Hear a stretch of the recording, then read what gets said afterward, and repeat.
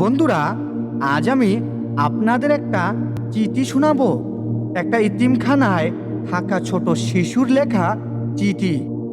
তার নিজের মায়ের কাছে চিঠিটা লিখিয়েছে একটি ছোট্ট অবুঝ শিশু। তার কাঁচা হাতের লেখা আর বানানে ভুলগুলোতেই যেন লুকিয়ে আছে তার সরল আকুতি। কিন্তু বিশ্বাস করুন, এই চিঠির প্রতিটা শব্দ বুক কাঁপিয়ে দেয়। শিশুটি লিখিয়েছে, আম্মা, আমারে সাবান দিও, 3 দিন আগে সাবান শেষ। একটা সাদা পাঞ্জাবি দিও, আগেরটা ছিঁড়ে গিয়েছে। ইফতারে বুট মুড়ি দিও, রাইতে ভাত দেয় না, সেহরিতে দেয়।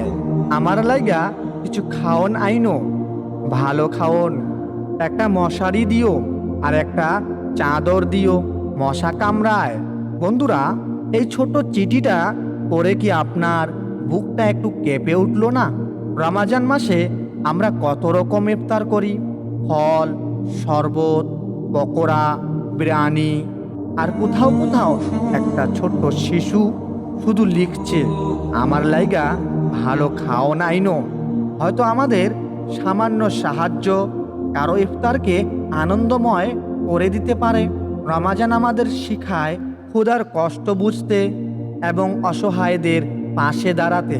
তাই আজ যদি পারেন, একটা ইতিম শিশুর মুখে হাসি ফুটান আর এই কথাটা ছড়িয়ে দিতে ভিডিওটা শেয়ার করুন।